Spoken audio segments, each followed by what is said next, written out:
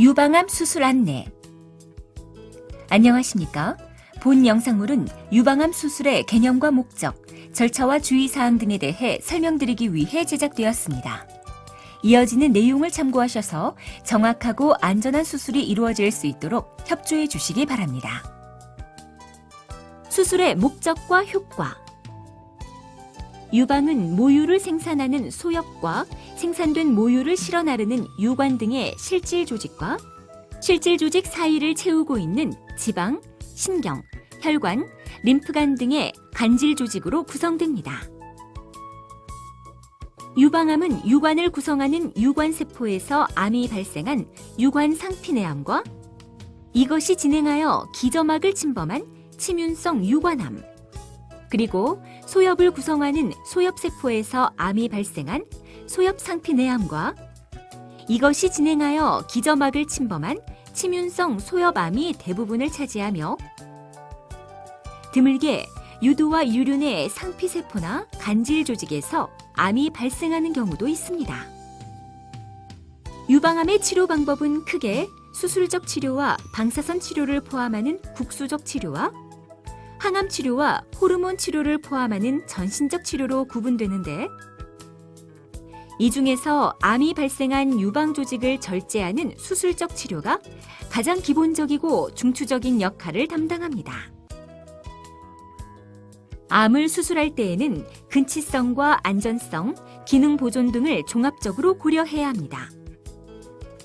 근치성이란 암 병변을 포함, 암이 확산될 수 있는 통로와 영역까지 최대한 절제하는 것을 의미하는데, 근치성에 치중하면 암이 재발할 위험은 낮아지지만 넓어진 수술 범위로 인해 합병증이나 후유증 발생 위험이 높아진다는 문제점이 있으며, 안전성과 기능 보존에 치중하면 합병증과 후유증은 줄일 수 있지만 암이 재발할 위험성이 높아진다는 문제점이 있으므로 의료진은 이러한 요소들을 종합적으로 고려하여 가장 적절한 치료 방침을 세우게 됩니다. 현재 시행되는 유방암의 수술 방법은 암이 발생한 유방 전체를 절제하는 유방절제술과 유방의 일부분을 절제하는 유방보존술로 구분됩니다. 유방절제술. 유방절제술은 유방 전체를 모두 절제하기 때문에 미용적으로 보기가 나쁜 단점이 있으며 수술 후 가슴과 어깨의 운동 범위가 제한될 수 있습니다. 하지만 수술 후 남은 유방이 없기 때문에 같은 쪽의 유방에서 암이 재발할 가능성이 낮으며 부분 절제술에 비해 수술 후 절제면에서 암이 존재할 가능성이 적고 조기 유방암인 경우에는 방사선 치료를 하지 않아도 된다는 장점이 있습니다. 유방절제술을 시행해야 하는 경우는 2개 이상의 종양이 서로 상당히 떨어져 있거나 유방에 비해 종양이 너무 큰 경우, 종양이 유두 바로 아래에 위치한 경우나 유방 촬영상 암으로 의심되는 미세석회화가 넓게 퍼져 있는 경우 등이 해당합니다. 또한 유방 내 방사선 치료를 받은 과거력이 있거나 임신, 결체조직 질환, 거주지역 등으로 인해 방사선 치료가 곤란한 경우에도 유방보존술보다는 유방절제술이 추천됩니다. 겨드랑이 림프절 절제술. 겨드랑이 림프절은 팔과 유방으로부터 흘러나오는 림프액이 모였다가 심장 쪽으로 흘러나가는 정류장 같은 역할을 하는 곳입니다. 림프절에는 많은 수의 면역세포가 존재하고 있기 때문에 림프액을 타고 온 병균들을 죽이거나 노폐물들을 제거하는 기능을 합니다. 하지만 겨드랑이 림프절은 유방암이 전이되는 가장 흔한 통로이기도 하기 때문에 유방암을 진단받게 되면 반드시 겨드랑이 림프절에 대한 검사도 함께 해야 합니다. 그리고 검사 결과 겨드랑이 림프절에 유방암의 전이가 강하게 의심되거나 전이가 확인된 경우, 진행된 유방암의 경우에는 수술을 통해 겨드랑이 림프절을 절제하게 됩니다. 수술 과정과 방법. 수술은 전신 마취하에서 시행되며 마취가 유도된 후에는 환자의 자세를 고정하고 수술 부위를 소독한 다음 소독포를 덮습니다. 집도의는 암 발생 부위를 포함하여 타원형으로 피부를 절개하고 피부 아래를 따라 유방과 피하지방층 사이를 박리한 다음 유방의 바닥면과 맞닿아 있는 대흉근과 유방 조직 사이를 박리합니다. 집도의는 유방에 혈액을 공급하는 여러 혈관들을 결찰하고 조직을 박리하면서 유방을 절제하고 이어서 겨드랑이 부분의 림프절과 연부 조직을 절제하는데 겨드랑이 림프절의 절제 범위는 환자의 상태에 따라 조금씩 다를 수 있습니다. 이상의 과정을 통해 유방과 겨드랑이 림프절을 절제한 후에는 출혈 부위를 지혈하고 수술 부위에 혈액이나 조직액이 고이는 것을 방지하기 위해 배액관을 삽입한 다음 피부를 봉합합니다.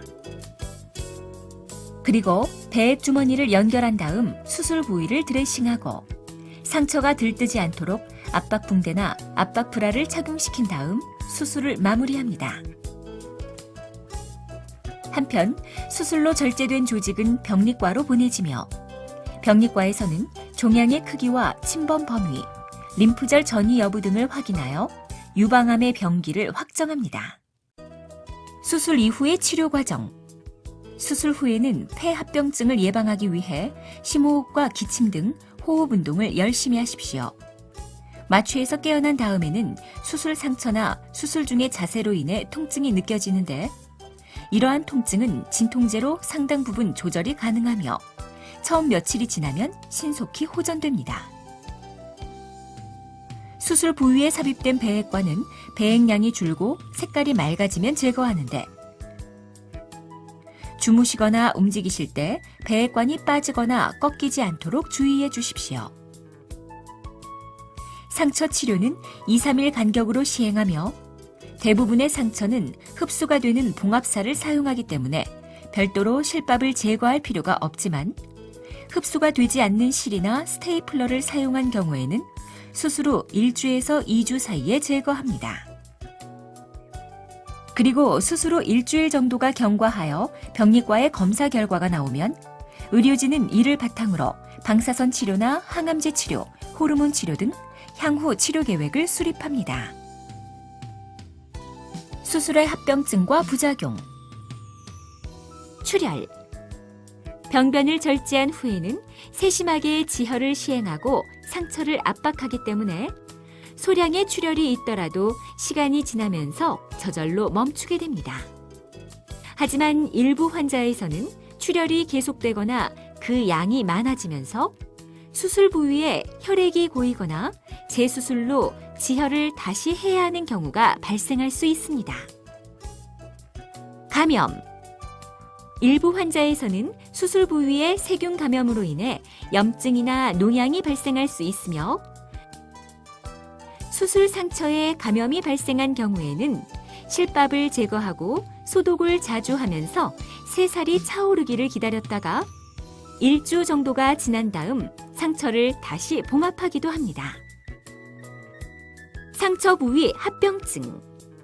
유방을 절제한 후에는 피부 아래에 상당히 넓은 공간이 발생하는데 배액관을 제거한 다음 이 부위에 조직액이 고일 수 있으며